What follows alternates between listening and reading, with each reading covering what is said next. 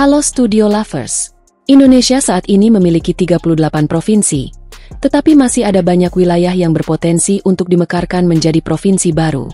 Meskipun moratorium pemekaran daerah masih berlaku, ada beberapa calon provinsi yang diprediksi akan segera terwujud begitu moratorium tersebut dicabut. Dalam video ini, kita akan membahas 8 calon provinsi baru terkuat yang sedang mendapatkan perhatian besar di Indonesia. Apa saja ya? Kabarnya nih kalau pemekaran provinsi tidak hanya untuk mempercepat pemerataan pembangunan, tetapi juga untuk memperbaiki sistem pemerintahan dan meningkatkan kesejahteraan masyarakat di daerah-daerah tersebut loh. Banyak wilayah yang memiliki potensi ekonomi dan geografi yang luas, membuat pemekaran menjadi sebuah langkah yang logis dan strategis. Berikut ini adalah 8 calon provinsi baru yang paling berpotensi untuk dimekarkan di Indonesia.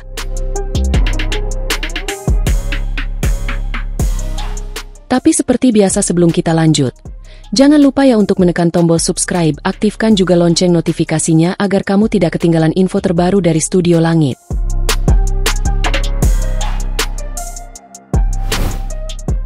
Provinsi IKN Nusantara. Nah, salah satu calon provinsi yang sedang ramai dibicarakan adalah Provinsi IKN Nusantara, yang berada di Kalimantan Timur. Ibu kota negara Indonesia yang baru ini nantinya akan setara dengan status provinsi.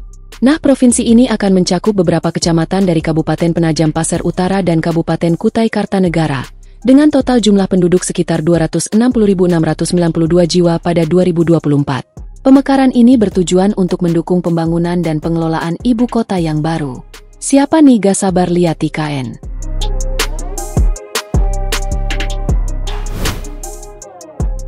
Provinsi Papua Utara.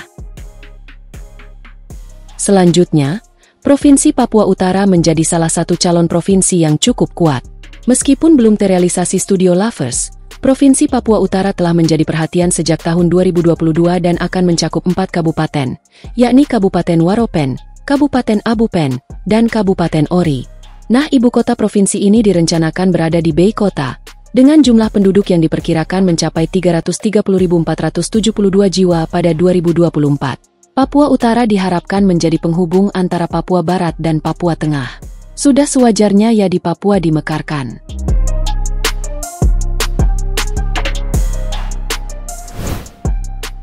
Provinsi Papua Timur. Selain itu, Provinsi Papua Timur juga menjadi calon provinsi yang berpotensi kuat. Wilayah yang mencakup Kabupaten Mambro Raya, Sarmi, Kerom, Jayapura, dan Kota Jayapura ini memiliki jumlah penduduk sekitar 762.975 jiwa pada 2024. Asal tahu aja ya Studio Lovers, pemekaran wilayah ini bertujuan untuk meningkatkan pemerataan pembangunan dan mempercepat aksesibilitas pelayanan kepada masyarakat di daerah-daerah yang sebelumnya terisolasi.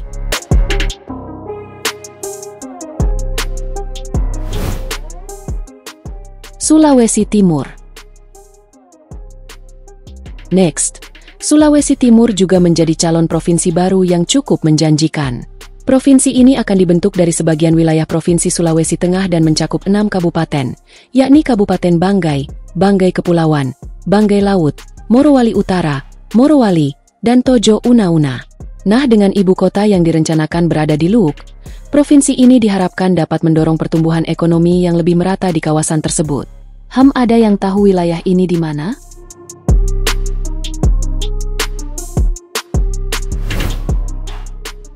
Provinsi Kepulauan Nias. Selanjutnya nih ada Provinsi Kepulauan Nias di Sumatera Utara menjadi calon provinsi lainnya yang memiliki potensi besar. Dengan 5 kabupaten yang akan bergabung Studio Lovers, yakni Kabupaten Nias, Nias Utara, Nias Barat, Nias Selatan, dan Kota Gunung Sitoli. Provinsi ini memiliki jumlah penduduk sekitar 905.708 jiwa pada 2024. Pemekaran wilayah ini diharapkan bisa meningkatkan kualitas hidup masyarakat serta mempercepat pembangunan daerah. Kepulauan Buton. Kepulauan Buton, yang terpisah oleh lautan dari daratan utama Sulawesi Tenggara, juga menjadi calon provinsi yang berpotensi dimekarkan.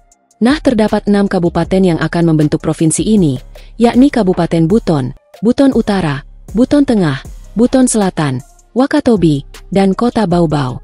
Dengan ibu kota yang direncanakan di kota Bau-Bau ini, Studio Lovers semakin memperbesar rencana pemekaran provinsi yang memiliki jumlah penduduk sekitar 699.143 jiwa pada 2024. Kepulauan Flores.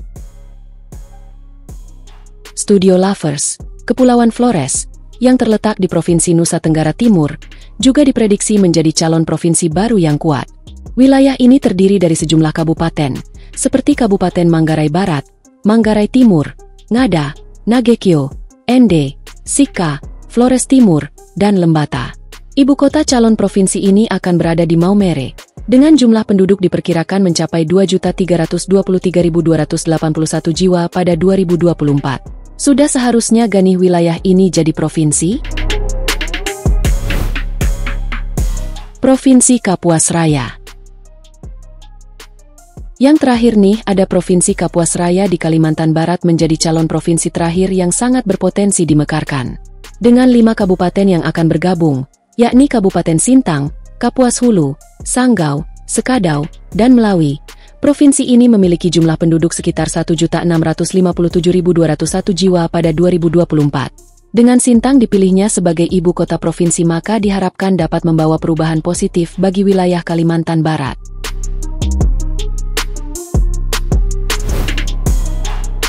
Usulan 42 provinsi. Nah, kabarnya nih, Kementerian Dalam Negeri, Kemendagri, mengonfirmasi bahwa sebanyak 42 usulan calon provinsi baru telah resmi masuk dalam daftar pemekaran wilayah.